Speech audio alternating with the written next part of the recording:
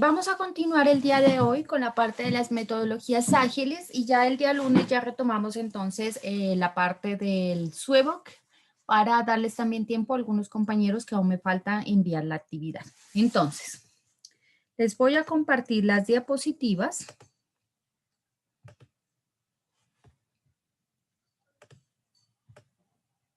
Listo, muy bien. Ahí en este momento les estoy presentando las diapositivas, dice Scrum como metodología ágil. ¿Las pueden ver? Sí, profe, sí, la estamos mirando. Listo, muy bien. Sí, Entonces, profe. vamos a entender esas dos metodologías ágiles más representativas. Existen varias, pero vamos a ver estas dos. Scrum, que ha sido uno de los líderes de toda la parte de metodologías ágiles, y XP, que fue una de las fundadoras también de este tipo de metodologías. Entonces, vamos a empezar con Scrum. Scrum es toda una filosofía de trabajo. Más que una metodología únicamente, es una forma de trabajar en equipo, donde como ya vimos en el fundamento de todas las metodologías ágiles, ellos están muy basados en las personas, en que las personas trabajen de forma motivada, no porque les toca, sino porque les gusta lo que hacen. Entonces, basados en esas metodologías en que todos se comparten, en que todos se apoyan y en que todos avanzan, ellos plantean esta forma de trabajo. Yo siempre baso las diapositivas que hago en un libro. A mí me encantan los libros, entonces siempre hay un libro detrás de lo que yo hago, o varios. En este caso, estas diapositivas están basadas en un libro que se llama El espíritu de Scrum, el arte de amar los lunes, ¿sí? Entonces, yo ahora en un ratico les comparto en el WhatsApp este libro. A mí me parece excelente, a mí me encanta, es el tipo de libros que me gustan. No es muy extenso, es cortico, sabe generar como una trama, es como una historia más que un libro estructurado que le vaya presentando a uno cada uno de los pasos de la metodología, no. Él lo hace como que uno se inmerse en una historia y a través de la historia va contando de qué se trata todo este filosofía de trabajo que es Scrum, como les decía.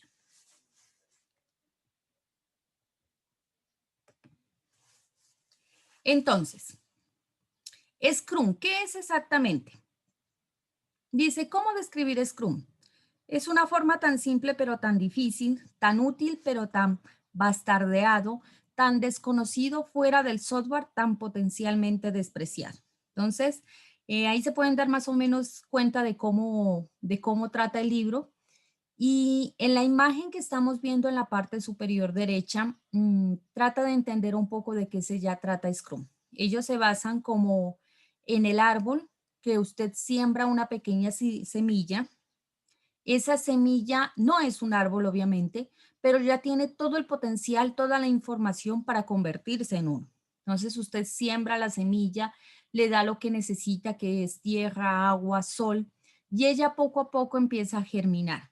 Después empieza a crecer, salen sus dos primeras hojas, se va haciendo como un arbusto pequeño, va creciendo hasta que al final nosotros encontramos ya un árbol que florece y que da sus frutos. Entonces, ellos dicen que el software es como esa semilla, en la cual uno tiene que ir plantando. La semilla ya es completamente funcional, ya tiene toda la información para crecer, pero si se alimenta de la forma adecuada, ella es capaz de convertirse en ese árbol que nosotros queremos y dar los frutos. Entonces, el software es un proceso en el cual se va construyendo lentamente, pero que ya desde el principio ya es algo funcional. Si usted ve la pequeña plantica que solamente tiene unas 2 hojitas, esa pequeña plantica ya es capaz de procesar, de sintetizar la luz solar, los nutrientes y de funcionar por sí misma. Entonces, así dicen ellos que el software se debe ir construyendo. Si usted entrega una pequeña funcionalidad de ese software, muy chiquitica, ella de todas maneras tiene que ser capaz de funcionar completamente bien. El otro de abajo la otra imagen habla acerca de la paradoja de lo que es el diseño y lo que es construir software, ¿sí? Entonces dice, es muy difícil entender los requerimientos desde el principio. Entonces pónganle cuidado a esta imagen y entendámosla un poquito. Dice, el usuario solicita un columpio, una especie de escalera más que un columpio, una escalera en un árbol, ¿sí? Y esto es lo que él se imagina que es lo que él necesita, eso es lo que él solicita. ¿Qué entiende el líder del proyecto? Entonces mire que el líder del proyecto ya entendió otra cosa, ¿sí? Un escalón únicamente eh, prendido del árbol y de las dos ramas, a diferencia de lo que el usuario quería, que el escalón esté prendido únicamente de una de las ramas del árbol. Lo que entendió el diseño del analista de sistemas. Entonces mira cómo el analista ya partió el árbol a la mitad, le puso dos soportes en los lados y metió el escalón dentro del árbol, ¿sí? Ya le mira cómo van cambiando las ideas.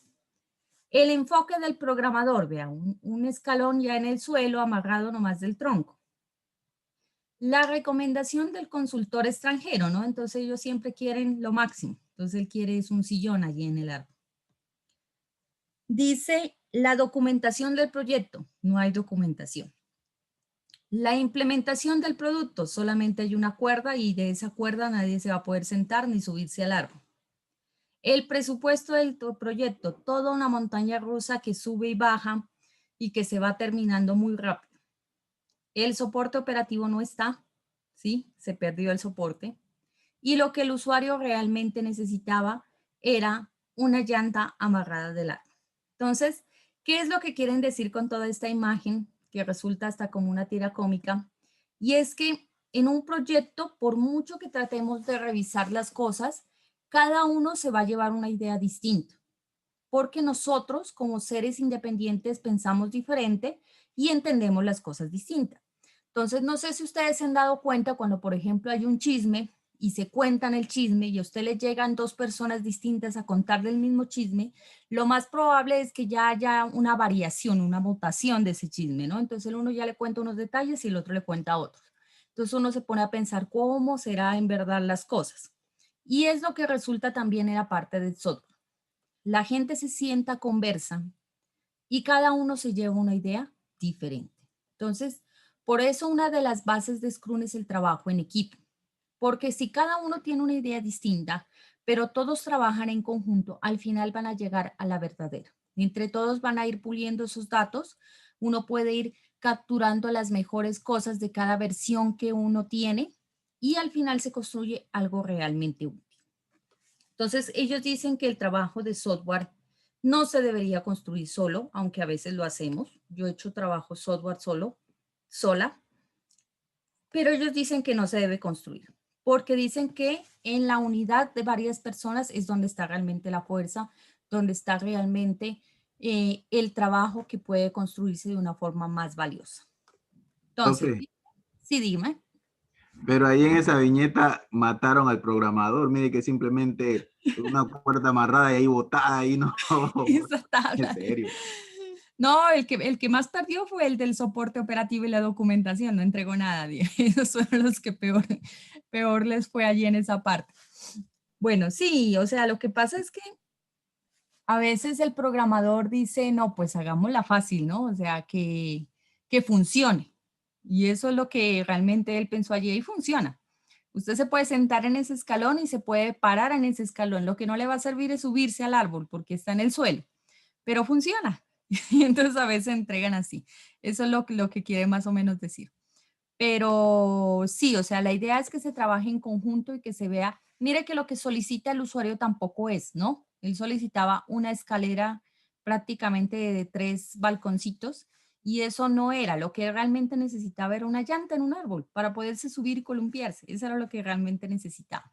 Entonces a veces ni siquiera el cliente sabe lo que quiere. Por eso es que Scrum dice invita al cliente, Sí. pero tampoco se lo puede dejar el libre que él tome todas las decisiones del proyecto, sino que sea parte del equipo y que entre todos, en la discusión de todos, se tome la decisión del proyecto. ¿Sí querías decirme algo más? Profe, nosotros hemos tenido también, tuvimos el profesor Patiño y él decía siempre lo mismo, que el usuario nunca sabe lo que quiere, uno tiene que adivinarle. Eso Ajá. decía él.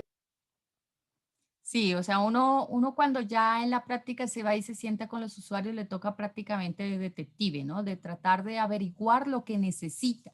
porque a veces sueña mucho y el problema es que el concepto de software es tan abstracto que a veces la gente no tiene muy claro qué es y qué es lo que puede hacer y qué es lo que no puede hacer. Entonces, a veces quieren que uno haga magia, ¿no?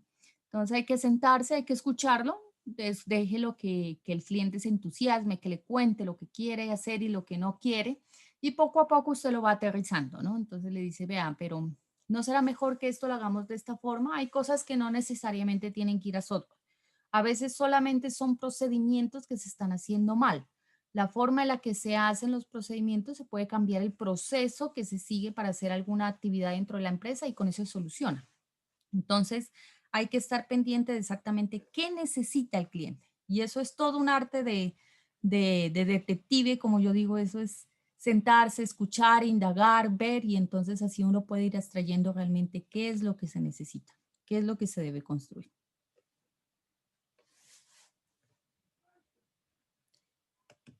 Bueno, ahí para complementar, entonces dice que Scrum representa un nuevo paradigma, una nueva forma de entender el mundo del trabajo, la forma en la que se trabaja y cambiar los modelos mentales. Entonces, es algo incómodo hacer un cambio.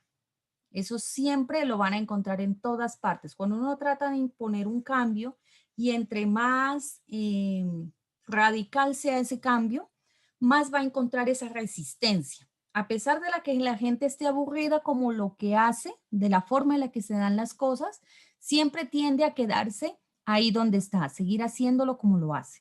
Y uno propone un cambio y ellos no van a querer. Entonces, eso es algo complejo, algo difícil de hacer.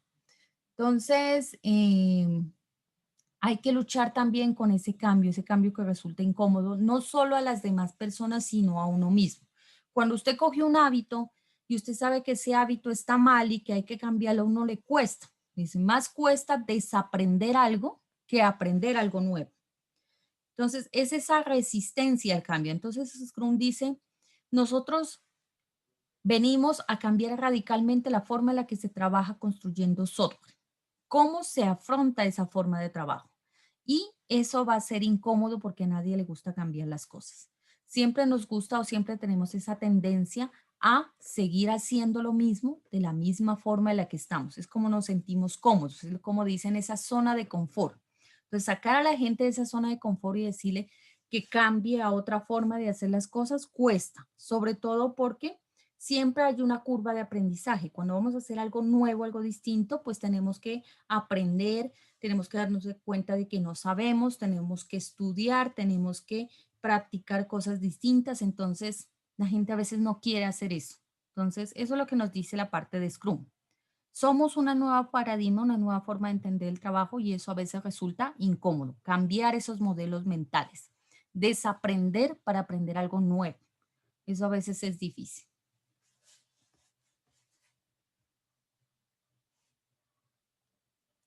Bueno, si ustedes se toman el trabajo de leer el libro, yo se lo recomiendo.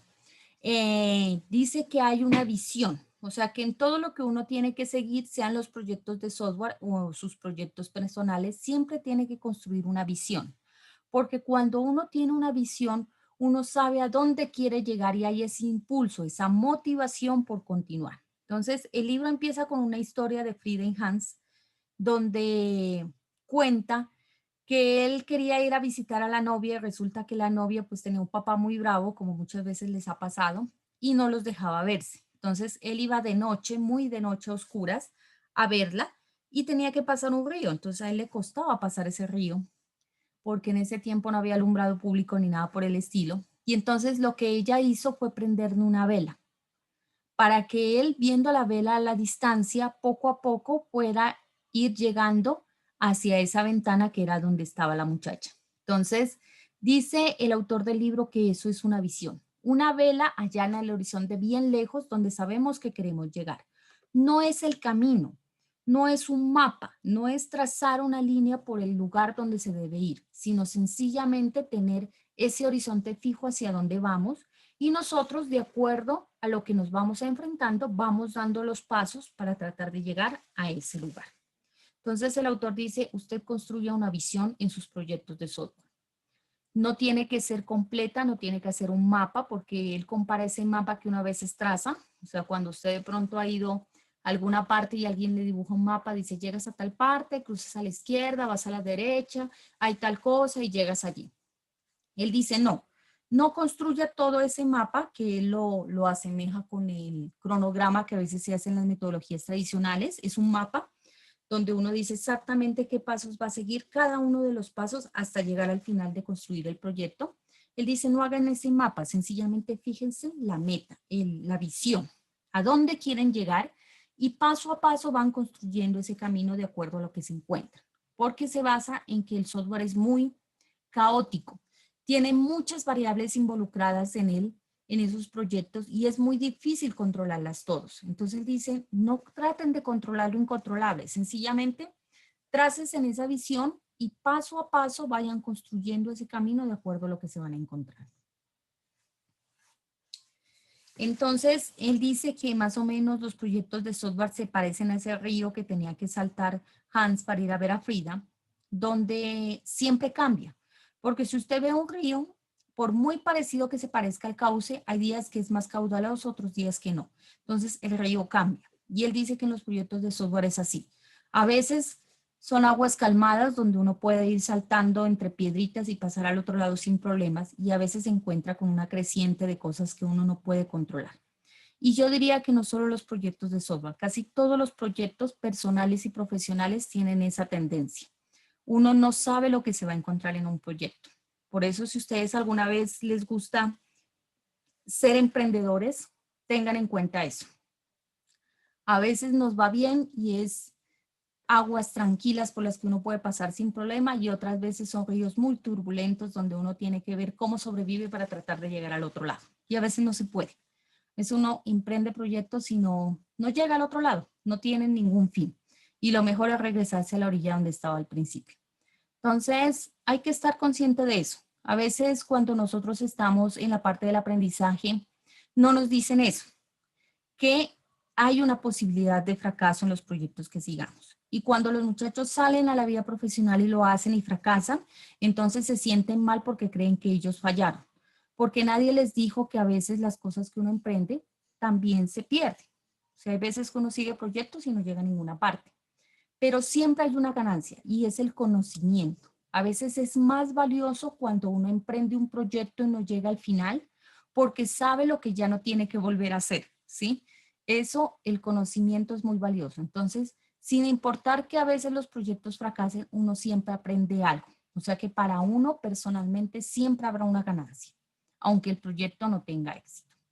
Entonces, es algo que nos tenemos que tener en cuenta. Entonces, dice, ¿qué es una visión? Un cuadro, algo que se pinta un escenario feliz donde finalizaría el proyecto. Entonces, es construir eso que al final queremos tener cuando termine el proyecto, y si todo hubiera seguido perfecto, exitosamente hubiera estado bien, ¿qué es lo que nosotros queremos?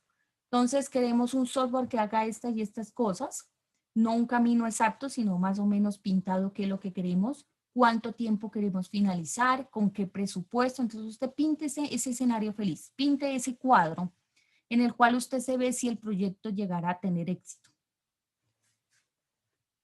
Debe servir el poder decidir con claridad a dónde saltar. Entonces después dice, ya que usted pinta ese cuadro, ese escenario feliz, ya concéntrese es en el camino, el paso a paso, no en construir todo el mapa de los pasos que va a seguir, sino en el siguiente paso, un paso a la vez. Y el primero que hay que hacer, el primer paso, que siempre es difícil en cualquier cosa en la vida, hay que entender por qué se hace el proyecto, por qué nosotros lo estamos haciendo y cuál es esa medida de éxito que tenemos que construir.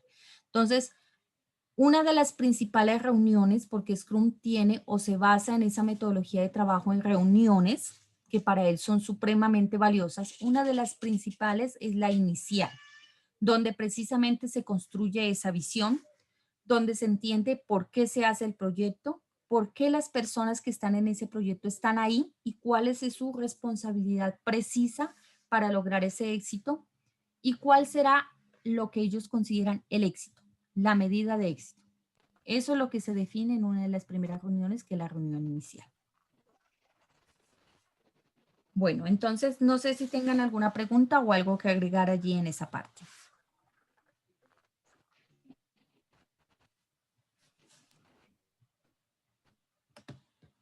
Profe, pero entonces que lo pienso, los profesores que hemos tenido de programación desde la primera parte, entonces han tenido mucha razón, porque ellos siempre nos daban por lo menos, resuelvan esto en programación, las herramientas y ya, suerte, me lo entrega. Entonces simplemente daban esa velita.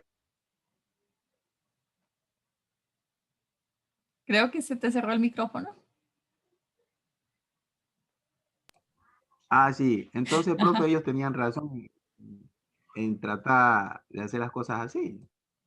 Sí, de cierta forma ellos estaban como tratando de que ustedes aprendan cómo es el mundo allá afuera, porque cuando uno va allá afuera, el cliente no le va a decir el paso a paso de cómo construir el software. A duras penas sabe lo que quiere, no sabe lo que necesita, y entonces uno tiene que enfrentarse con las herramientas que existen y con esa idea inicial que uno construye y uno indaga con el cliente, tratar de llegar y construir el software. Entonces, prácticamente es eso, como dices, y de alguna forma puede que los profesores de ahora que les dieron a ustedes programación y les dijeron, vea, esto es lo que hay que hacer y nos vemos al final, cuando se construya eso.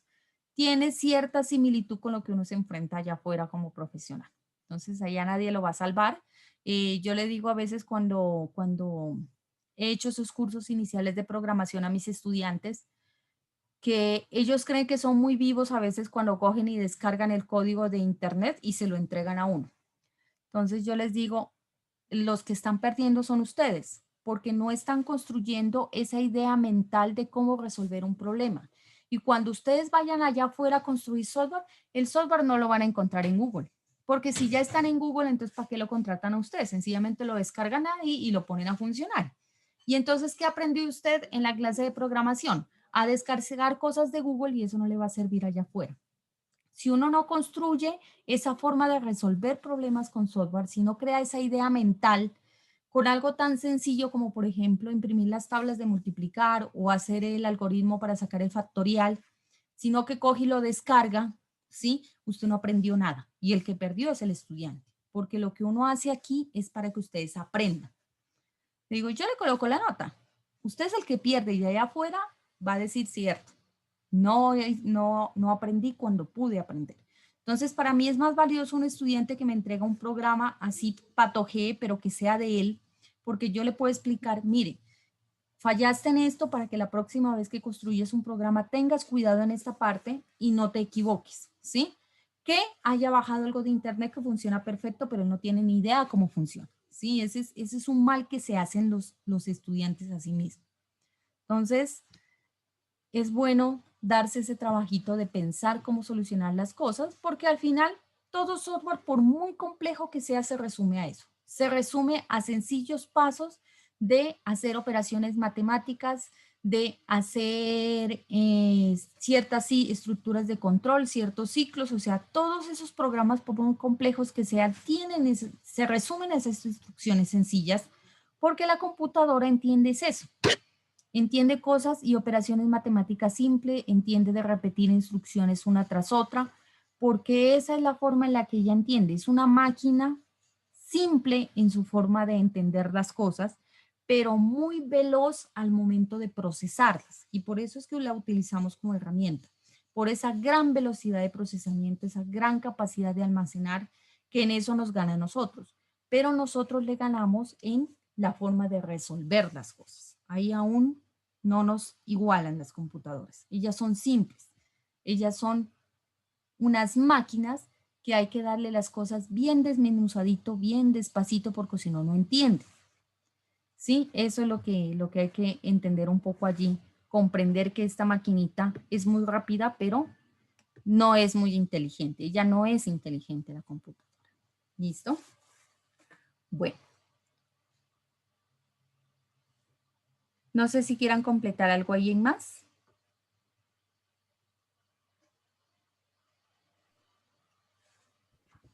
Profe, una cosita, ¿no? Sí. ¿Aló? Sí, sí te escucho. Dime. Ah, en estos ratos estaba haciendo en estos ratos yo estaba haciendo un convertidor que me convirtiera los números decimales en binario. Y Ajá. luego empiezo, metí un vector, después el vector lo cambié de lugar, o sea, lo hice, pero eso me mejoró un poco línea de código. Entonces yo llegué y digo, ay, pero debe haber alguna función en Java, y empiezo a buscar y miro unos manes que han hecho este mismo programa como en 40 líneas de código. Uy, no, entonces sí, la máquina entiende muy sencillo. No necesita uno hacer tantas cosas para... Sí, o sea, a veces es que hay diferentes formas de construir un mismo programa. Si uno tiene la herramienta exacta, entonces a veces es más simple. O sea, usted puede construir un programa en 40 líneas o echarse 1000 haciendo lo mismo.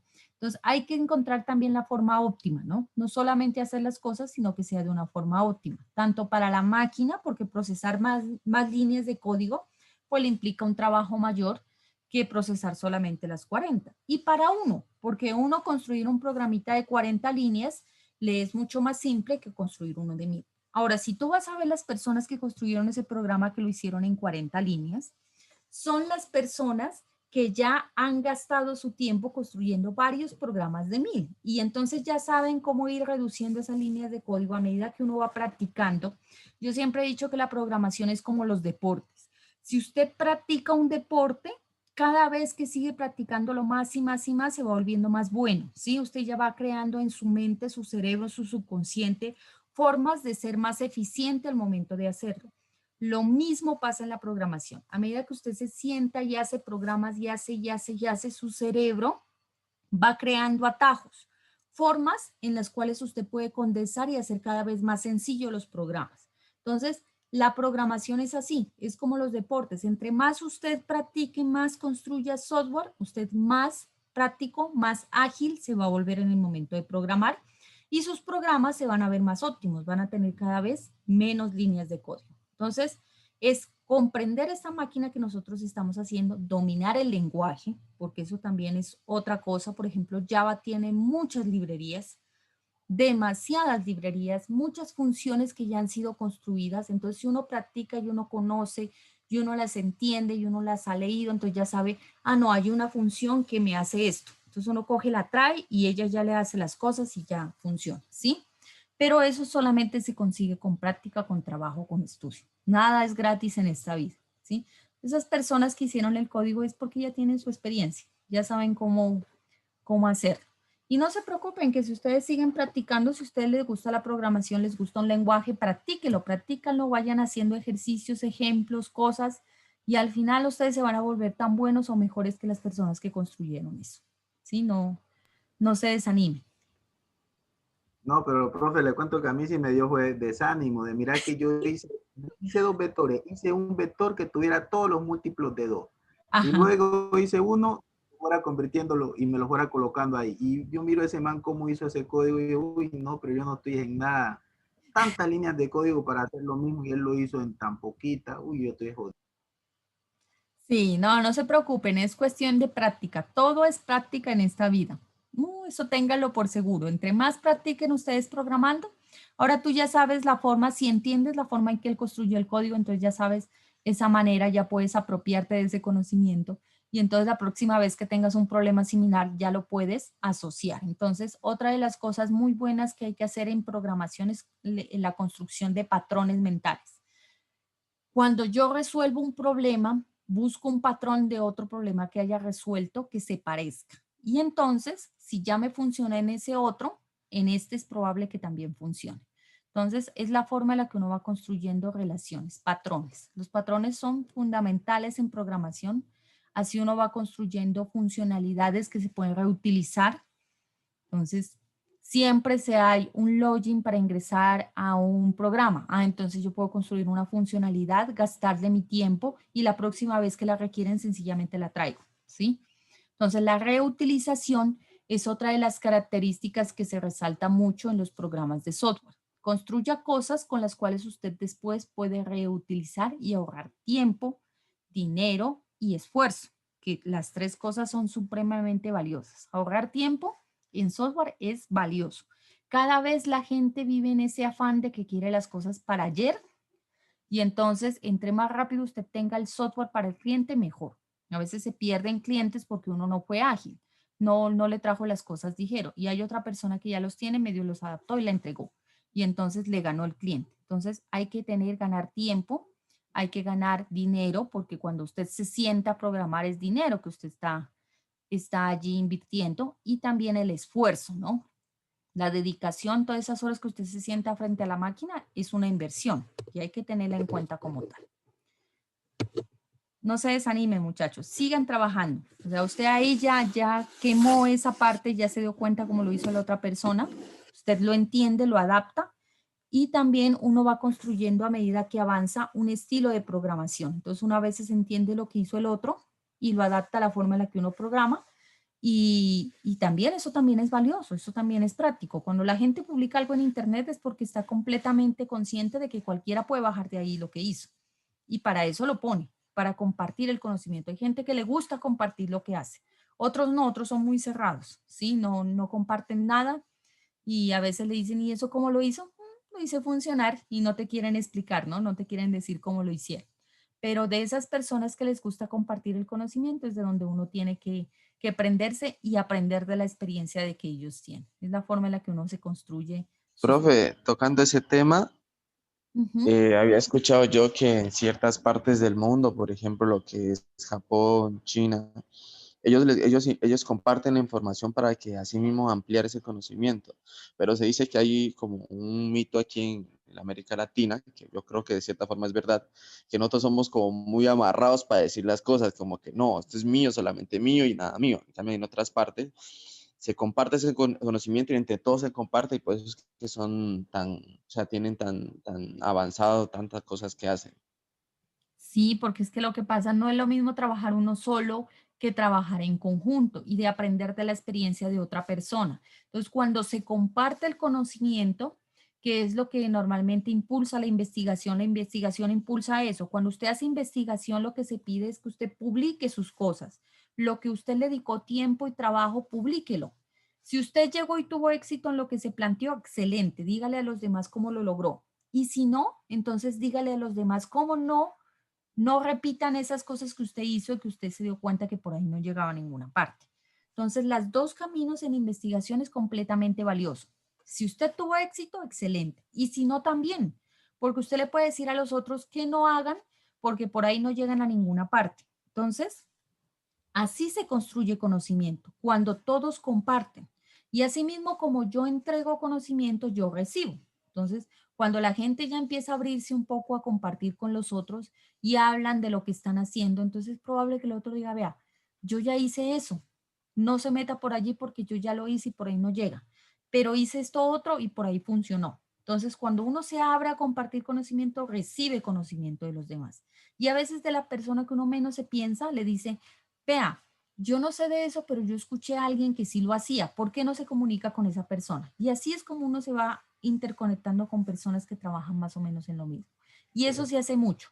En otras partes es muy valioso que uno esté leyendo todo el tiempo. Yo estuve viendo un video de un muchacho que es de allá precisamente de esa cultura oriental y él decía que se leía 1000 artículos científicos al año. 1000 artículos científicos. Y uno dice, eso es mucho, o sea, se la pasa leyendo. Y entonces él decía, usted cree su hábito, no es decir voy a leerme 1000 al año, sino que va a decir voy a leerme uno al día. Y entonces él decía que le gustaba tanto el que leía o a veces le rendía tanto que cogía otro. Y cuando él fue a contar cuántos había leído al año, había leído 1000. Y así mismo como había leído, había escrito artículos, no me acuerdo del número exacto, pero también eran bastantes artículos que él había publicado. Entonces, en otras partes es importante esa parte de leer y escribir. Aquí nos coge como la pereza, ¿no? Si uno ve desde los niños chiquitos no les gusta leer. Escribir menos, no les gusta escribir, ¿sí? Entre mejor puedan cortar y pegar, o sea, es muy triste a veces ver que en los colegios, sobre todo los niños pequeños, les gusta solamente imprimir de Google, pegar en el cuaderno y ya. No les gusta escribir, no les gusta dibujar ya, qué triste, ya no les gusta dibujar. A mí me encantaba en el colegio cuando habían tareas que era de hacer dibujos, me fascinaba. Ellos no, ellos ya solo la imprimen y la pegan y listo. Qué pereza, dicen, y se van a ver televisión o a jugar en los videojuegos. Entonces, ese es el problema. Tenemos que leer, tenemos que escribir, tenemos que compartir, tenemos que investigar, tenemos que trabajar entre todos. Y es la mejor forma de avanzar. Uno solo le va a costar, llega. Al final llega a las cosas, pero de pronto llega tarde, ¿sí? le costó tanto tiempo que lo que usted estaba construyendo ya no sirve. O alguien que sí trabajó en equipo lo construyó más rápido. Eso es lo que hay que tener en cuenta. Y no es para decir, no, es que nosotros somos aquí y como así somos, así nos quedamos. No, hay que darse cuenta de las cosas que uno ha aprendido mal de esa sociedad en la que vivimos. Desaprender, miren que eso cuesta, pero se puede. Desaprender esos malos hábitos y aprender nuevos que sí sirvan, que sí nos aporten.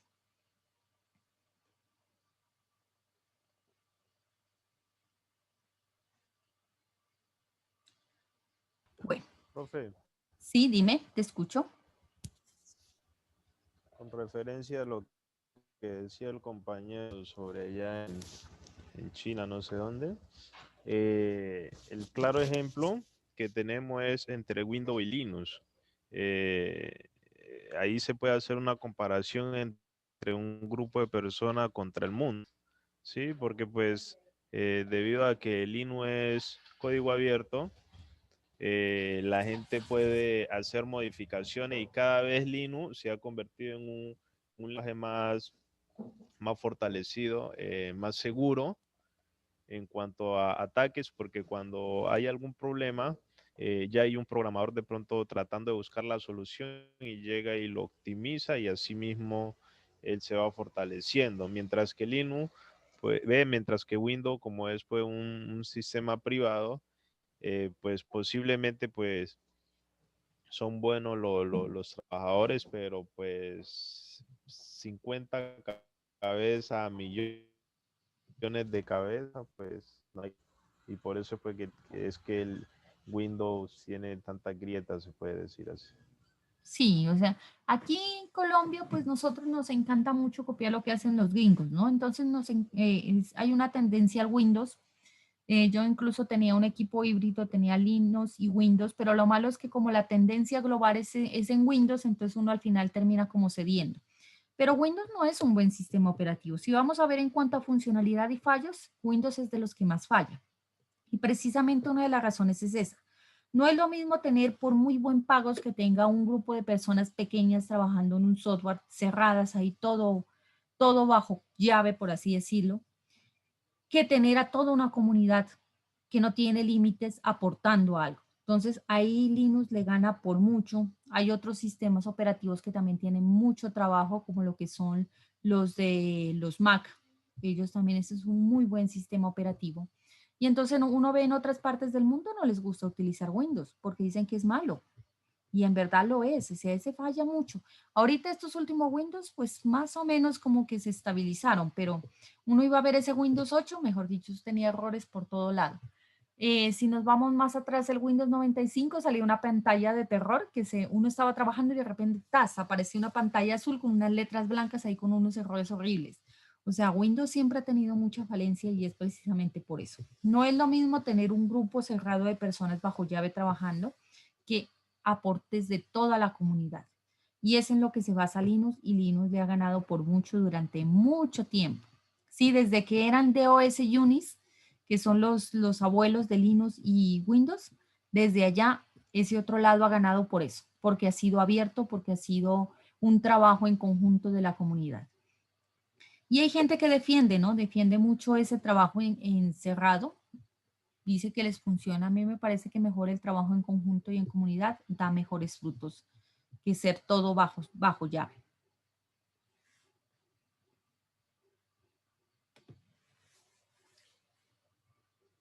Listo, entonces continuando aquí. Hay un capítulo del libro que se llama así precisamente, ese maldito engranaje, porque ¿qué resulta?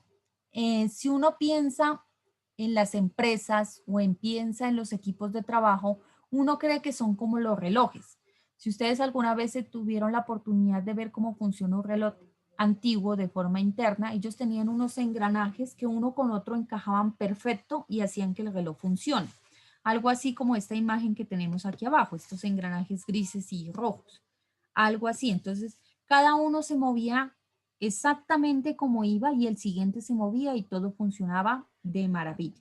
Pero resulta que ya trabajando con personas, los engranajes no cuadran como en un reloj. Entonces, siempre hay un engranaje que patina, siempre hay uno que no trabaja al ritmo de todos. Y entonces ese es el problema, que a veces los software no se construyen bien porque algo quedó patinando. Entonces, dice las metodologías ágiles, usted tenga presente que siempre habrá un maldito engranaje que no va a cuadrar.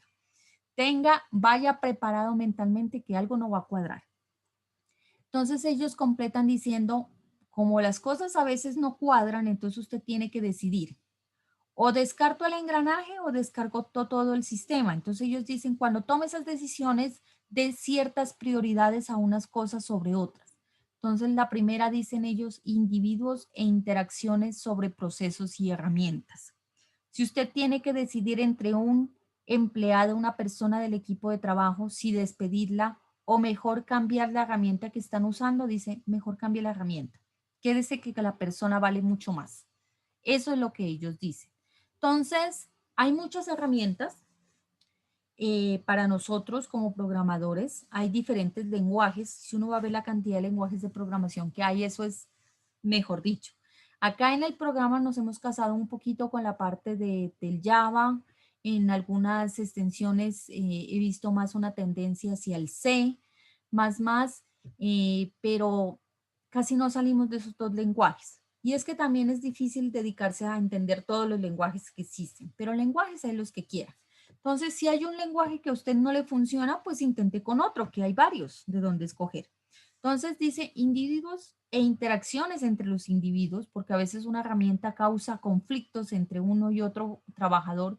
Entonces, si eso le está causando problemas, descarte ese proceso, descarte esa herramienta y mire qué le funciona al equipo de trabajo. Eso es lo que dice. Entonces, ya desde algún tiempo ya se está hablando del recurso humano, del capital humano, ¿no? Antes éramos solamente números en la nómina, eso pasaba en esa era industrial, donde no se consideraba a los empleados como personas, sino como un recurso más, como una máquina más, como una materia prima más.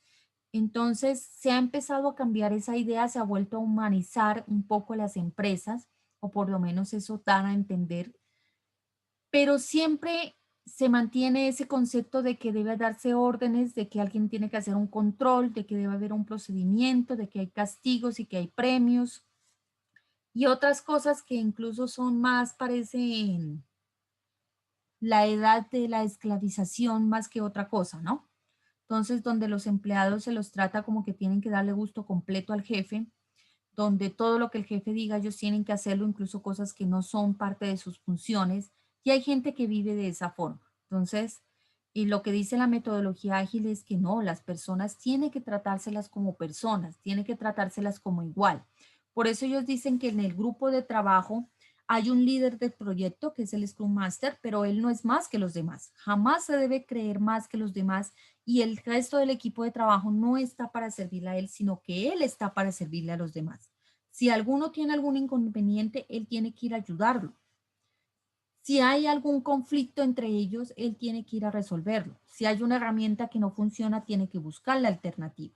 Entonces, él está ahí para facilitar el trabajo de los otros y no para hacer a quien se les sirva, ¿no? Eso es lo que ellos dicen. Y entonces ellos dicen que esa metodología de trabajo, de control, de órdenes, de castigos, de premios, eso no funciona. Usted lo que tiene que hacer es confiar en ese trabajador que tiene, en esa persona que conforma el equipo de trabajo. Tiene que asignarle las responsabilidades, que él sea consciente de su responsabilidad y déjelo libre de trabajar como él considere que mejor trabaje. Entonces, a mí me parece mucho mejor esa metodología, ese concepto que el otro. Hay personas que dicen que no. Creo que con ustedes, algún compañero me decía la clase pasada, es que hay gente que si no es bajo presión no trabaja. Entonces, eso ya es un mal hábito que hay que desaprender, que esa persona tiene que darse cuenta que está haciendo mal y que tiene que desaprender, porque uno debe ser autónomo, uno debe ser responsable de su trabajo y ser autogestionado, se llama eso. Que así mismo uno sepa cómo trabaja, cuál es su ritmo, qué es lo que está fallando, qué es lo que debe mejorar y no esperar que alguien más se lo diga, sino uno mismo ir mejorándolo. Consciente de sus responsabilidades, consciente de lo que tiene que hacer y hacerlas. Eso es lo que dice aquí esta parte. Bueno, no sé ustedes qué opinen de eso. Sí, profe. Profe, sí, yo opino que sí, está bien, pero también uno tiene que darse cuenta en lo que puede fallar o en lo que está fallando y si puede preguntarle a alguien más que de pronto tenga conocimiento. Lo que pasa es que hay muchas personas que saben que tienen el fallo, de pronto ellos investigan por su cuenta, no consiguen y no son capaces de preguntarle a otras personas externas sobre ese tema, que de pronto tengan más conocimiento y se quedan ahí, y ahí es donde viene y uno... Claro. Sí, por eso aquí dice, mira, individuos e interacciones. Dice que también es muy valioso reforzar esa confianza que hay en el grupo. O sea, que si alguien tiene un problema, que lo diga. No solo de forma laboral, sino también dicen ellos, hay veces que hay problemas personales y eso afecta el desarrollo y el desempeño de las personas, pues que tenga la confianza de decir, mira, ahora tengo este problema, esta dificultad, colabóreme. Y el grupo de trabajo, pues, asimismo tiene que ser capaz de brindarle una ayuda en ese momento difícil que está pasando. Tampoco es que se recueste, ¿no? Entonces decir, no, ustedes me colaboran todo el tiempo y yo no hago nada. No, porque así tampoco. Ellos dicen, miren, si son personas que realmente no son capaces de trabajar de forma autónoma y responsable, pues hay que hablarles, hay que sentarse y hay que decirle, vea, usted no sirve para eso, es mejor que busque un trabajo donde esté el típico jefe que le esté controlando y que esté siempre encima suyo. Pero hay que construir también esa interacción. Por eso ellos dicen individuos e interacciones. Esa confianza entre todo el grupo de trabajo para que si tienen alguna dificultad lo comenten y también si uno puede ayudarle a esa persona, le dé la solución. Porque a veces hay gente que sabe cómo resolver los problemas y solo por verlo patalear no le dice cómo puede solucionarlo, ¿no? Entonces eso también ocurre, se ve mucho. O incluso hay algunas veces donde las personas en vez de ayudarlo, le ponen la zancadilla a ver si por fin cae, ¿no? Entonces, qué malo que se vean ese tipo de cosas. Las relaciones en los grupos de trabajo deben ser de compañerismo, de trabajo en equipo, no de estar esperando a qué hora se cae el otro para yo reírme o para caerle encima, que a veces ocurre, hacerlo quedar aún más mal de lo que ya quedó. Eso pasa. Eso pasa cuando ustedes salgan allá a trabajar, se van a dar cuenta que hay gente así. Hay gente que no quiere que los demás progresen, sino que estén estancados. Basan su felicidad en ver que los demás sufran. No sé qué tiene de bueno eso, pero hay gente así allá afuera. Y hay que identificar esas personas y mejor generar distancia con ese tipo de gente. Bueno, no sé si alguien más Profe, quiere complementar. Sí, cuéntame, te escucho. bueno, antes de finalizar el tema, yo pienso que el preguntar es algo fundamental, ¿no? Ujú. Eh, Le cuento una anécdota, más que todo, pues ahí en el SENA me pasaron muchas cosas. Ahí en el SENA habían gente buenas, gente muy buena, los pelados, pero yo pienso que ellos se dejaron coger ventaja de mí porque ellos pensaban de que preguntando pensaban que la otra persona era más que ellos. Entonces ellos preferían quedarse con la duda, como dice el compañero, tratar de investigar, pero a veces eso no es suficiente, ¿sí? No. Porque a veces de pronto el investigar usted puede conseguir, pero pues la interpretación que usted analice en el momento no aclara su duda, mientras que usted le pregunta a otra persona y la otra persona se lo dice en otros términos que usted ya dice, pero eso es así, así, y ya entiende, ¿sí? Entonces ese era el problema de ellos y sigue siendo un problema para ellos porque ellos hasta ahora prefieren quedarse con la duda que preguntarle a la otra persona. Sí, ese es un problema grave cuando la gente no pregunta. Sobre todo se ve mucho aquí en la universidad. Yo cuando tengo los grupos, yo no sé qué les hacen en el colegio, pero llegan mudos. Uno les dice, ¿entendieron? No dicen nada. ¿Tiene alguna pregunta? No dicen nada. Se quedan callados. Y cuando uno ya hace el parcial, entonces dice, profe, ¿cómo era aquí? ¿Qué pasa? Vea, es que no entendí, es que me fue mal porque no sabía. Le digo, ¿y por qué en la clase no preguntó? O sea, está ese miedo que a veces más del esquema de trabajo que se tiene en los colegios es como esa montadera que a veces le tienen los compañeros. Ay, que preguntes porque es tonto y no sabe nada, ¿sí? Y entonces la gente se va creando esa mala idea mental, esa estructura de que si preguntas porque soy tonto, entonces mejor no pregunto para que nadie piense que es tonto. Yo trato de averiguar por mi cuenta y es difícil. Es difícil porque es mejor cuando alguien que ya tiene experiencia, que alguien que ya ha afrontado ese problema se siente, le explica a usted y si usted no entendió de esa forma, se lo explica de otra, que uno ir y leer o bajarse algo de internet que a veces, a veces no les entiende muy bien lo que ellos dicen. Entonces, es ese problema. Romper, como dice aquí en la metodología, esos esquemas mentales malos que se han construido y decirle a la persona que tiene que cambiarlos por algo que sí le aporta. Preguntar es valioso, o sea, es mejor la persona que pregunta, aunque ya entendió, para estar seguro de que sí entendió bien, que el que se queda con la duda. O el que se queda con la duda es terrible. A mí por lo menos no me gusta quedarme con las dudas, prefiero preguntar. Tanto en la forma laboral, personal y de aprendizaje, es mejor preguntar que quedarse con la duda, porque por lo menos a mí de noche las dudas me taladran. Uy, yo no pregunté esto y será así o será de esta forma o será de esta otra. Entonces yo mejor prefiero preguntar y estar tranquila por mi parte. Así es que la recomendación que les hago es que si algo no entienden, pregunten. Si es a un compañero, no sientan que son menos que la otra persona, al contrario, esa otra persona les va a colaborar, pregúntenle al otro. Si ya el otro no les quiere ayudar, pues por lo menos uno por lo menos hizo el intento, ¿sí? De preguntar. Entonces ya se va con otra persona. Siempre hay gente que no le gusta ayudar, pero siempre hay otro que sí. Entonces, identifiquen el que sí le colaboran y hagan las preguntas. Preguntar siempre es bueno. Lo máximo, lo peor, como les he dicho yo a los estudiantes, lo peor que les puede pasar cuando uno pregunta algo es que no le conteste el otro. Y así por lo menos usted se queda tranquilo de que hizo la pregunta, aunque el otro no le contestó. ¿Qué puede ganar? Que obtenga la respuesta y que usted salga de esa duda y que aprenda algo más. Y eso es muy valioso. Siempre aprender es valioso. Por donde lo miren, el aprendizaje, el adquirir la experiencia es lo que más se tiene que valorar como uno como persona. Pero, profe, imagínese una persona en la universidad y que no pregunte. Uy, pero él debe ser un super genio o algo así, algún super dotado o alguna vaina así. Sí, hay gente que no pregunta y sí rinde, ¿no? No, hay casos de casos. Hay gente que no pregunta y que le funciona el sentarse a leer y ya ha construido una metodología de trabajo, pero no, la pregunta es la forma más rápida de llegar a la solución, ¿sí? Es más rápido todo el tiempo. Si ya hay alguien que usted tiene enfrente, como los docentes, nosotros estamos aquí para enseñarles lo que hemos aprendido.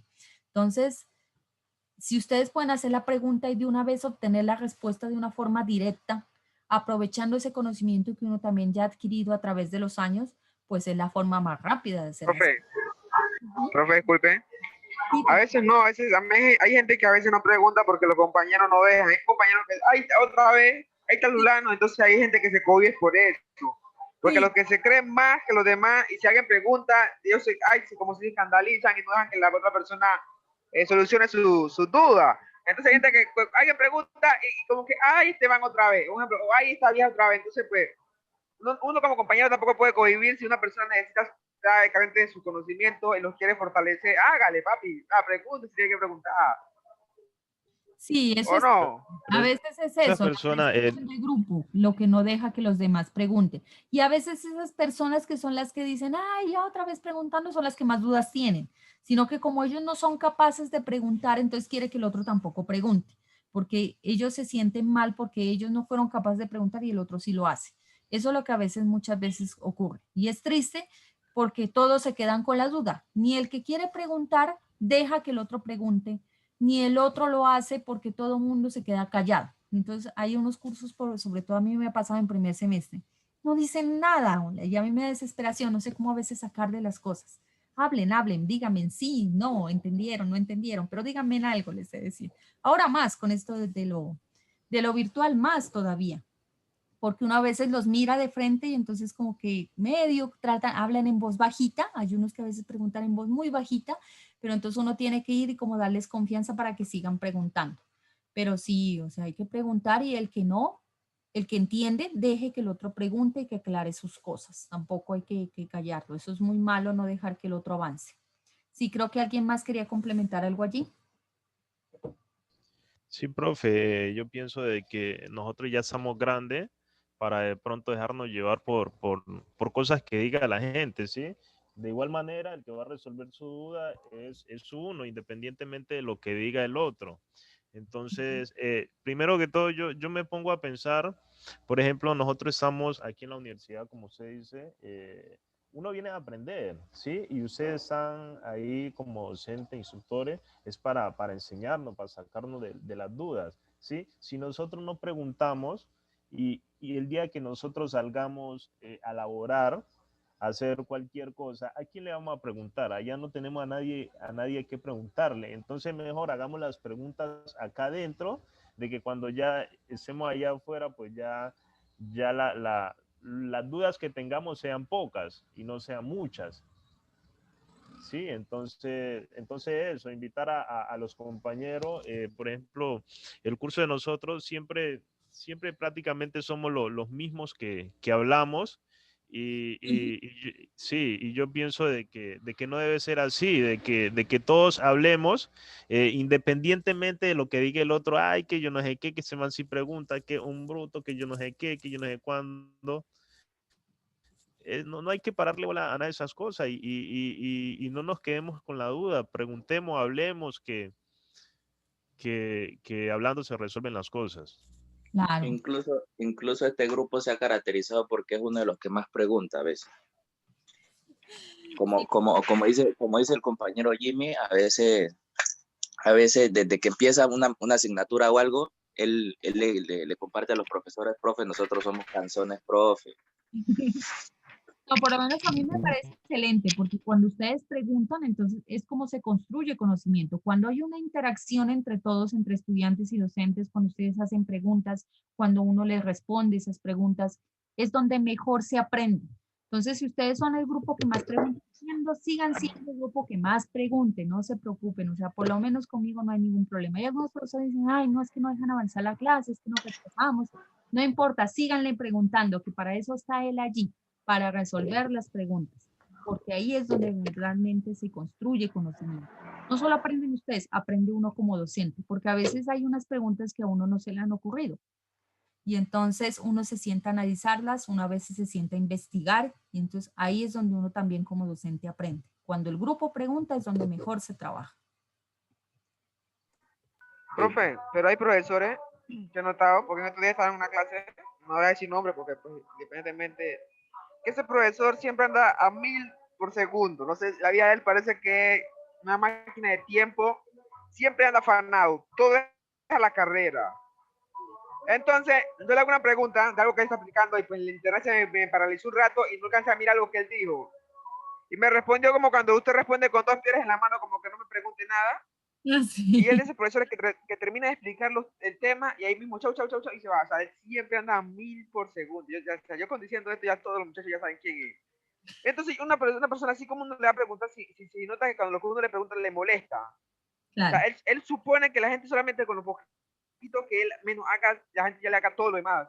Entonces, yo me puse a pensar, si es un profesor, supuestamente le enseña, y si yo le pregunto, él tiene que responderme normal, no me puede responder con 2 piedras en la mano. No es culpa mía que internet se pausa un rato y nunca te mira.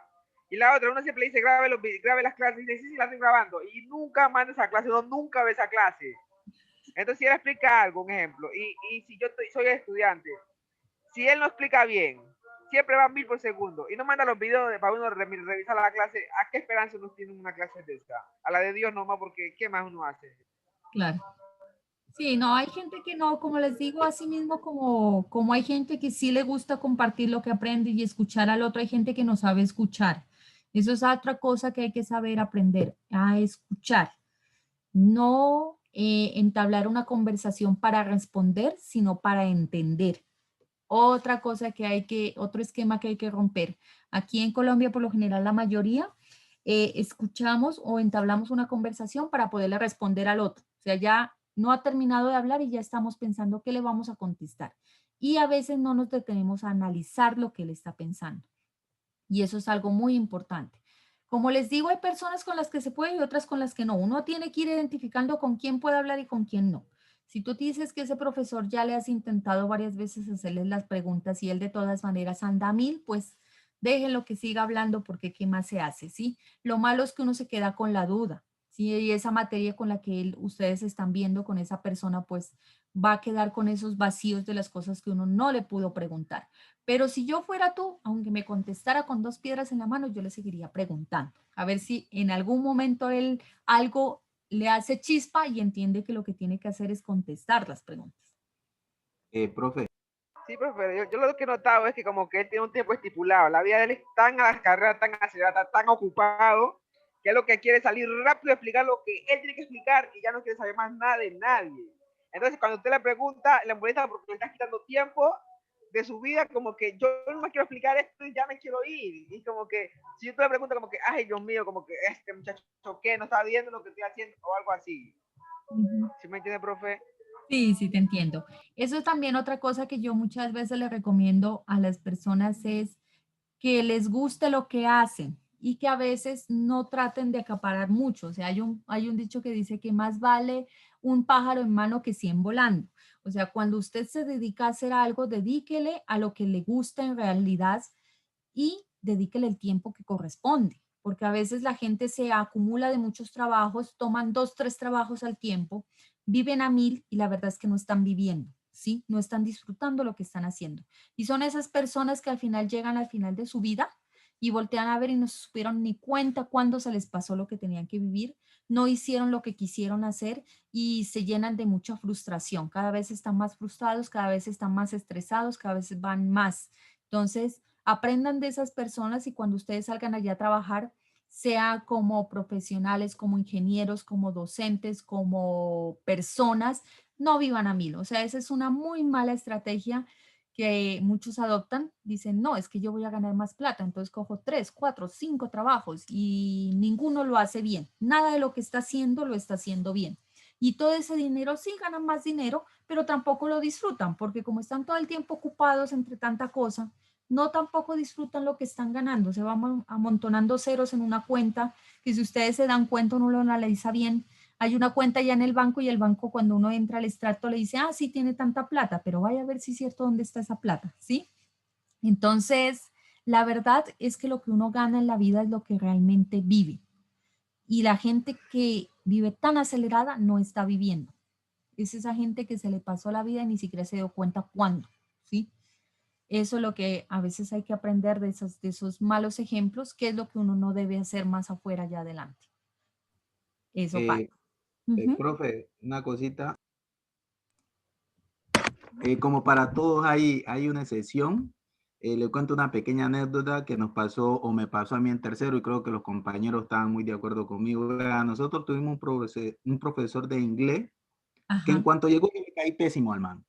Profe, todo el mundo le preguntaba y era bien. Y si le preguntaba yo, me decía que eso ya me lo tenía que haber enseñado la señora Pachita, la profesora Justina. Pero era una cosa impresionante.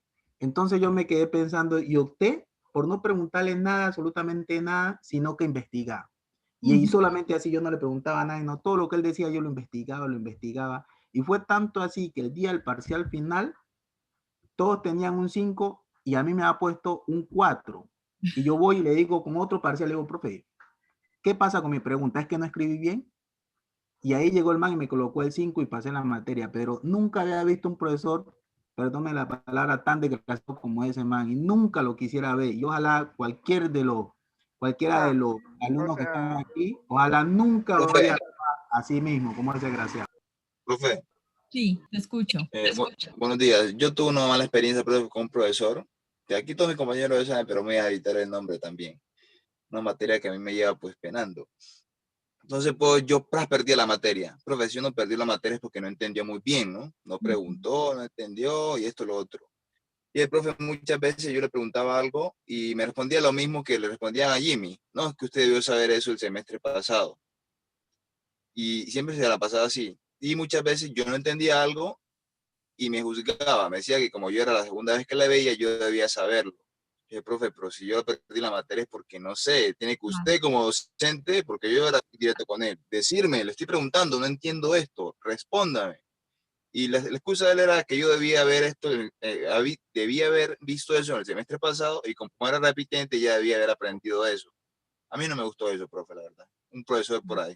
No sé si era a mí, era a los demás, no sé, pero conmigo él era así. Sí, a veces hay personas que se cierran, no dicen, ay, no, es que eso ya lo debieron haber visto. Y es que sobre todo aquí en la universidad, que tenemos estos semestres tan raros. Yo ya no me acuerdo un semestre que uno diga, uy, no, empezamos cuando dijimos, tuvimos todas las clases y terminamos cuando teníamos que terminar. Esos semestres ya no me acuerdo cuándo fue el último que fue así.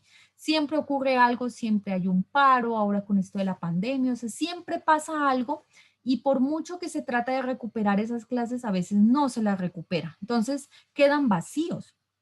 Uno como docente no se puede, o yo por lo menos no me cierro cuando alguien me dice, no, vea, profe, yo esto no entiendo. Listo, lo retomamos. Porque siempre hay algo que pasó que de pronto eso no se alcanzó a ver o eso se vio muy rápido y las personas no lo recuerdan. Entonces una vez se siente y les explica y dicen, ah, sí, sí lo vimos, ya me acordé. Porque ¿qué pasa? Que como uno no está practicando esas cosas y lo vio muy de por encima, muy de afán, pues uno, el cerebro recicla y lo borra. Pues sencillamente dice, esto no se utiliza, va a la basura y lo borra, porque así pasa en el cerebro. El cerebro, las cosas que uno no las está utilizando mucho, pues empieza a reciclar ese espacio. Es muy óptimo en esa forma en nuestro cerebro. Entonces, hay algunos docentes que no entienden eso. Si dicen, no, es que yo parto de aquí, yo solamente enseño esto y no voy a enseñar nada más porque a mí me dijeron que enseñe esto de aquí. Y no, pues eso son cosas que no se deben hacer. La verdad es que sí, pero hay que también entender a las personas, todos somos humanos, nadie somos perfectos, todos tenemos errores. Profe, ¿Te puede ayudar a profe, esa persona a acercar disculpe. el error? Bien. Sí, a ver, te escucho. Pues de lo que hizo Jimmy y lo que hizo mi compañero César, sí, hay profesores que como que, yo sé que a las personas, a todo el mundo no le cae bien, eso yo lo respeto, y más cuando las personas conoce a las personas físicamente, es normal que a una persona no le caiga bien, pero hay profesores que utilizan eso como que bullying, como que un estudiante no soportan y no cree que ese estudiante ni los nombre, o sea, si los nombra, lo voltea a ver, ya les molesta, ¿sí? Yo sé que nadie es perfecto o nosotros no tenemos que agradarle a todo el mundo, eso es normal, pero si usted le están pagando para enseñar un ejemplo, usted tiene que enseñar independientemente si sea su enemigo, el hijo es su enemigo, no tiene nada que ver enseñar. Entonces hay profesores que utilizan como que ese bullying, como que a la persona que no le cae como diciéndole no me pregunte o sabe qué, no hable, es así.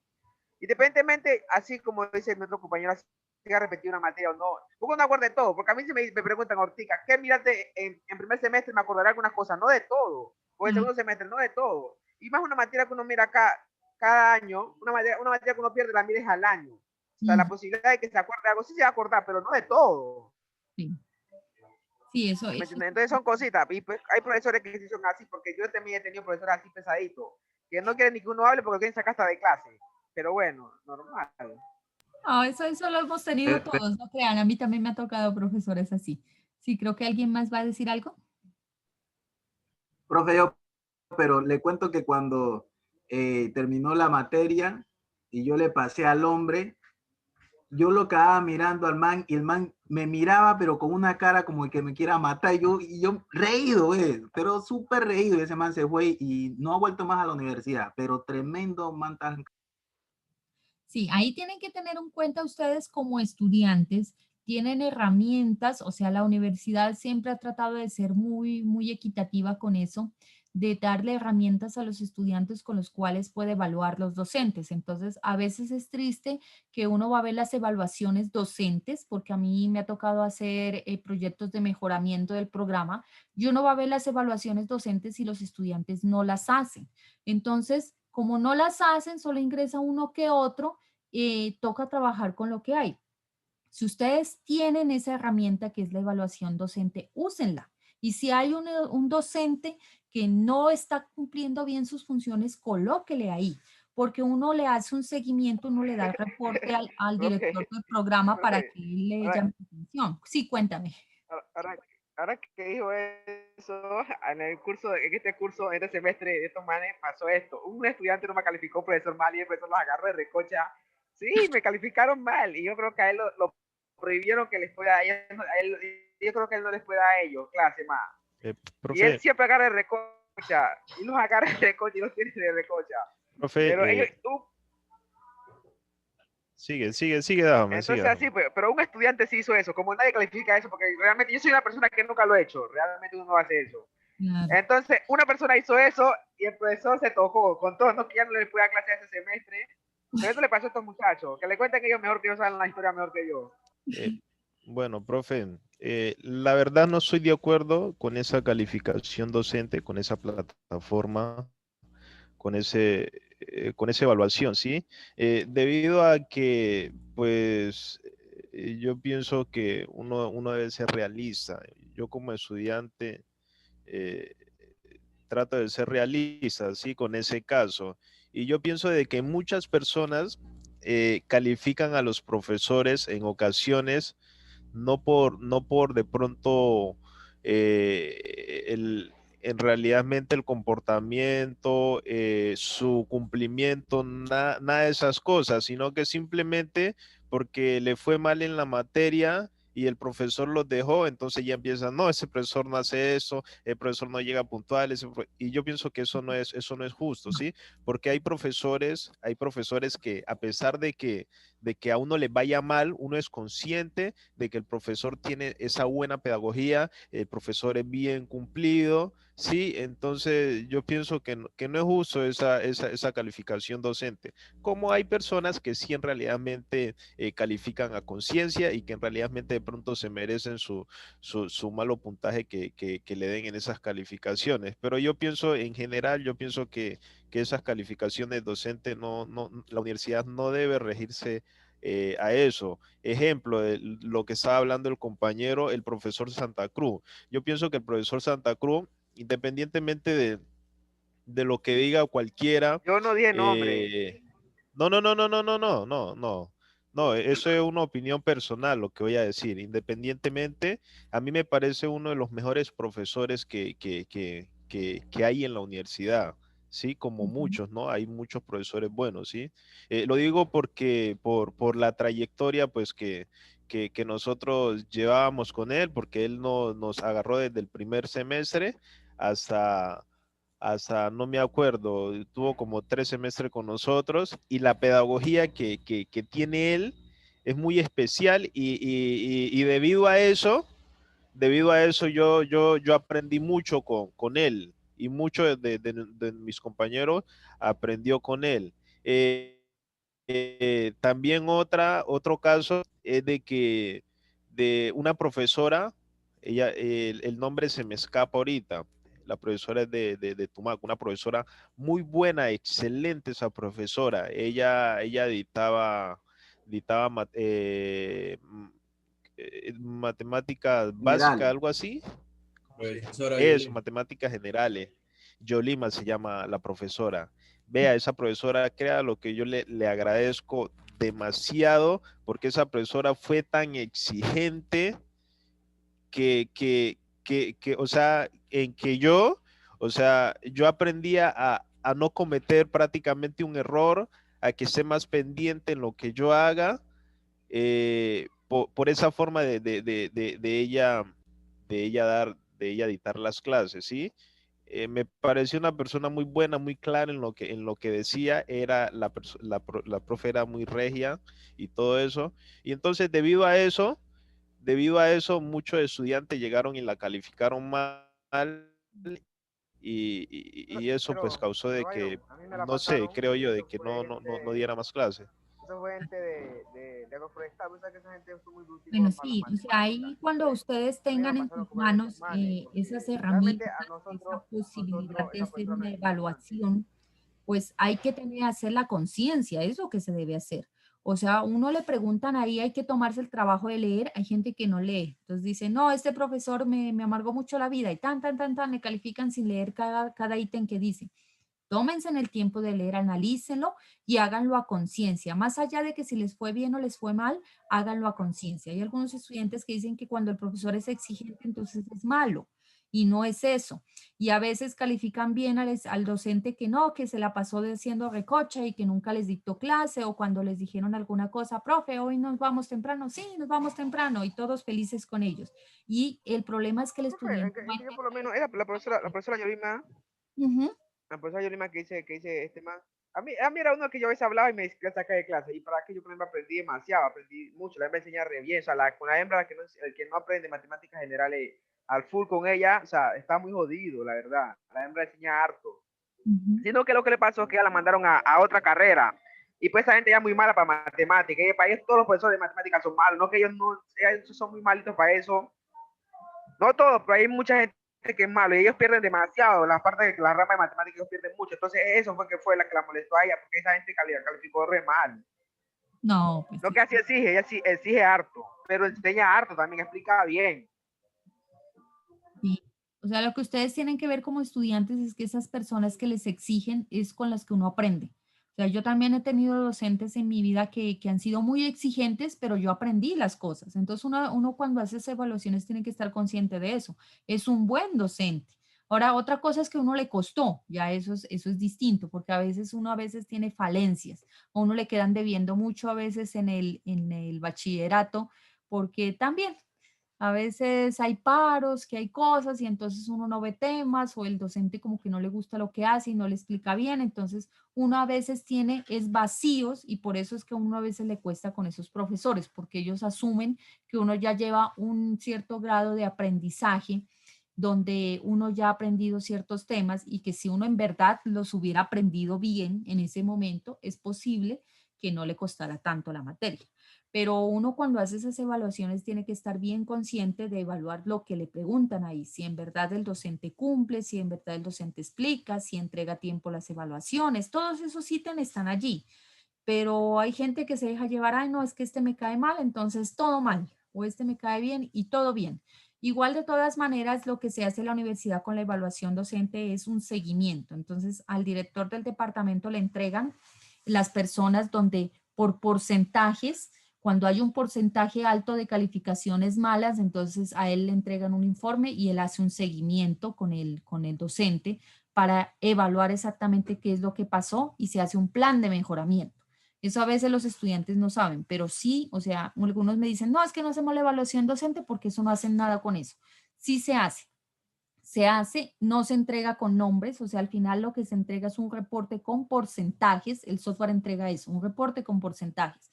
Tantas personas participaron, tanto por ciento calificó bien, tanto por ciento calificó mal, de estos ítems, en este ítem es donde más mal le fue, y entonces eso es lo que le entregan al director y con eso se hace un seguimiento y se hace un plan de mejoramiento y una verificación que en verdad se cumplió. Todos esos procedimientos están establecidos en el departamento. Entonces, la recomendación es que ustedes usen esas herramientas, sea que los docentes sean buenos o malos, traten de hacerlo lo más, ¿qué se puede decir? Lo más a conciencia posible, califiquen a sus docentes y usen esas formas porque es una forma en la que se puede mejorar las cosas, sobre todo cuando hay docentes que fallan. Y pónganle cuidado exactamente qué es fallar.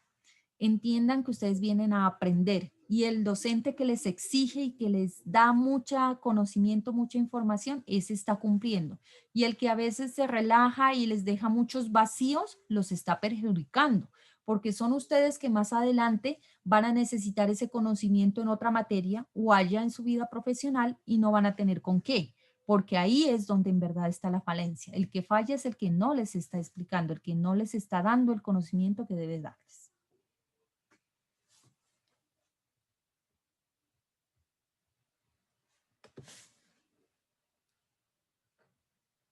Listo. Muy bien. Entonces, aquí regresando a esta parte, de eso habla la metodología ágil. De ellos dicen, no venimos a esconder nada.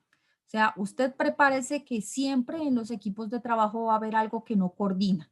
Entonces, si usted tiene que tomar una decisión, trate de respetar o trate de darle prioridad a que las personas estén bien, a que las relaciones entre ellos estén bien y después voltee a ver a los procesos y a las herramientas. Entonces, la prioridad cuando se toman esas decisiones, cuando algo no funciona, dónde se modifica, no es tampoco decir, ah, es que siempre va a haber un engranaje que nunca cuadra y entonces lo dejamos así. No, hay que tratar de solucionarlo y hay que decidir a veces a qué se le da la prioridad. Entonces la prioridad son las personas y sus relaciones, más allá de los procesos y las herramientas. Si usted tiene que descartar algo, descarte procesos y herramientas. Y como último, descarta a las personas. Eso es lo que quiere decir aquí en esta parte.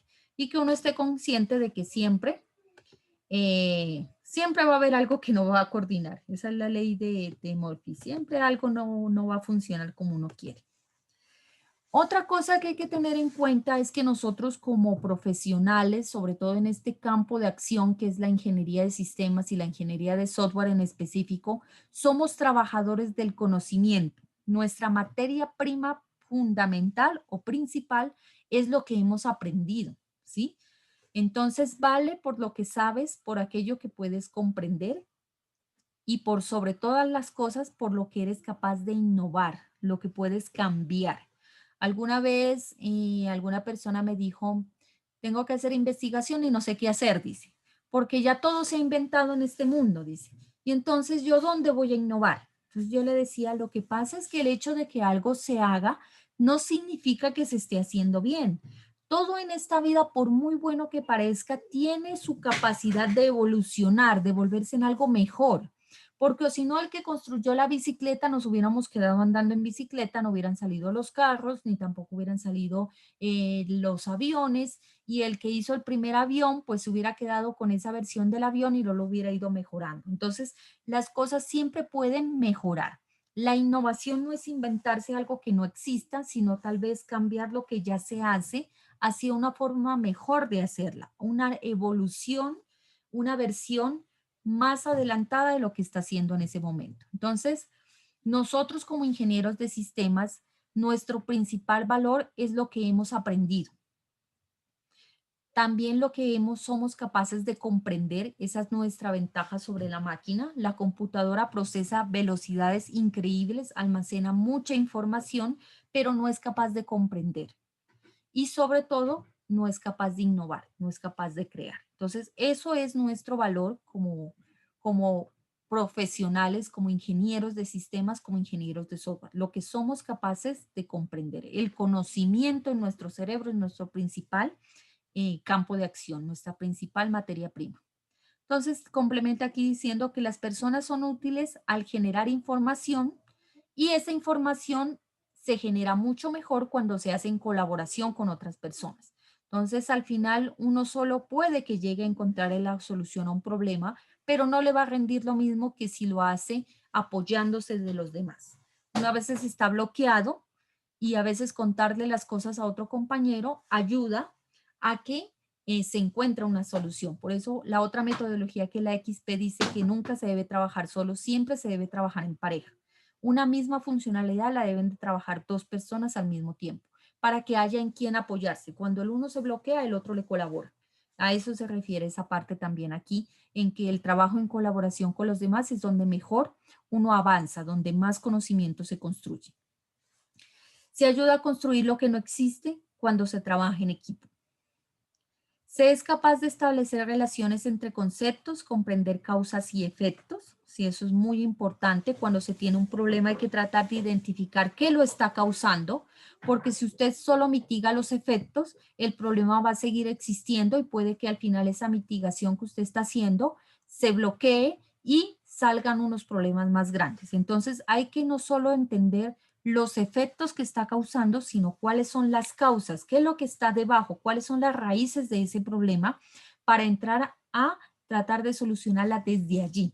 Cuando uno soluciona un problema desde sus causas, entonces lo está resolviendo. Si solamente medio mitiga los efectos que está teniendo o trata de resolverlos, entonces no es lo mismo que si afecta sus causas. Crear una estrategia es algo muy valioso, incluso en alguna parte, si ustedes tienen el trabajo de trabajar con planificación de proyectos, la parte de planeación estratégica es fundamental. La estrategia se refiere hacia una estructura mental con la cual yo trato de resolver los problemas. Un deporte muy recomendado para crear ese concepto de estrategia es el ajedrez. Entonces, si ustedes manejan el ajedrez, saben más o menos de ese concepto. Tratar de avanzar o de adelantarse a lo que el otro hace y tratar de establecer cómo yo puedo resolver el problema antes de que ocurra. A eso se refiere la estrategia, adelantarse y a tener alternativas de solución. Balancear el pensamiento divergente del convergente, ¿sí? Hay cosas en las cuales uno se puede abrir, nuestro campo de ingeniería de sistema puede abrirse a muchas áreas del conocimiento, uno puede terminar trastocando muchas cosas que no tienen nada que ver con uno porque el software lo está haciendo, está yendo a otras partes, está migrando hacia otros lugares que no tienen nada que ver con nosotros. Entonces hay un pensamiento en esa parte divergente, pero nosotros tenemos que tratar de converger en un mismo punto para resolver el problema. Tocar todas esas áreas, todas esas posibles soluciones y unificarlas hacia lo que queremos construir. Y al final nos dice, trabajar procediendo con conocimiento no es mecánico ni predecible. Entonces, el conocimiento es de uno y uno lo lleva donde uno quiere. Entonces, hay algo que quiere decir ahí esta parte y es que hay que valorar a esas personas con las que trabajamos porque su conocimiento es único. Entonces, en algunas empresas creen que creando manual de funciones o dándole una capacitación de 15 días al que queda, reemplazar a una persona es súper fácil. Entonces, no, fulanito lo voy a echar y traigo al otro y en una semana tiene que aprender todo, tiene que pasarle como si fuera como sacar una memoria USB de un trabajador y conectársela al otro y va a seguir funcionando. Y eso no es así. El conocimiento, la experiencia es algo que cada cual se lleva y eso no se va a traspasar en 8 días. Y entonces cuando ocurren esos cambios inesperados de empleados, siempre las cosas patinan al principio, mientras la persona puede llegar a comprender cómo es el trabajo y nunca va a ser igual al otro. Jamás una persona va a ser igual a otra persona que se reemplazó, así asuma el mismo cargo, así tenga las mismas herramientas, así le haya hecho una capacitación. Usted nunca va a llegar a reemplazar el uno con el otro. Bueno, no sé si tengan algo más que aportar allí, aquí en esta parte de que somos trabajadores del conocimiento.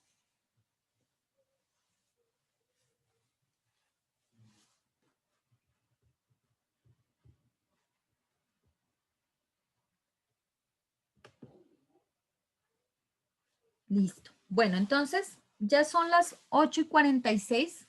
Entonces yo creo que es justo que salgamos a un descanso para continuar con nuestra jornada. Esta parte de la filosofía de las metodologías ágiles me gusta mucho cuando considera a las personas a esa forma de trabajo. Hay otras metodologías que no tocan para nada eso. Entonces es muy bonito. Yo ahorita les comparto estas diapositivas, aunque todavía nos quedó faltando otras cositas que ver de ahí. Y les comparto el libro del arte de amar los lunes. Desde el nombre ustedes más o menos les da una idea de que él viene a romper paradigmas, ¿no? Todo el mundo dice que odia los lunes porque es donde uno retoma el trabajo y donde se termina el descanso del fin de semana. Y entonces él dice, ¿y por qué? ¿Por qué no mejor aprendemos a amar los lunes? Porque es un día tan valioso como un domingo, como un sábado y hay que aprender a amarlo. Entonces es un bonito libro, si pueden les recomiendo mucho que lo lean, yo ahorita se los comparto. Eso es, muchachos. Entonces, no sé si tengan algo más que complementar allí. Profe, Dígame. profe, de mi parte, ¿nos puede dar más tiempo para montar el del libro? A favor, en la plataforma nos regala más tiempo también. Sí, sí, no hay ningún inconveniente. Yo les amplío ahorita el plazo para entregar es un libro bastante extenso, es muy bueno también, ¿no? O sea, son dos formas de entender esta parte de la ingeniería de software completamente distintas, pero tienen cosas muy valiosas. O sea, yo personalmente me gusta tomar cosas de un lado y del otro. Yo les doy más plazo. El su ebook es bastante grandecito. Entonces yo les doy plazo a través de unos 8 días más hasta la próxima semana para que acaben de complementar esa parte. Bueno. Gracias, profe. Muchísimas gracias. Bueno, ¿listo? ¿Algo más por allí? Merci. Sí, dime. Es gracias en francés, merci. Ah, ok, listo, muy bien. Obviamente no habla francés. Listo. Ok, gracias. Ya aprendí una nueva palabra. Bueno, entonces, muchachos, si no es nada más, pues me despido con ustedes. Que estén muy bien, que tengan un buen día y pues no, ya nos vemos la próxima semana. A usted, profe. Bueno, igualmente, profe. Nos vemos. Hasta Chao, luego. gracias, compañeros. Chao. Gracias, profe. El alcalde está saludable hoy.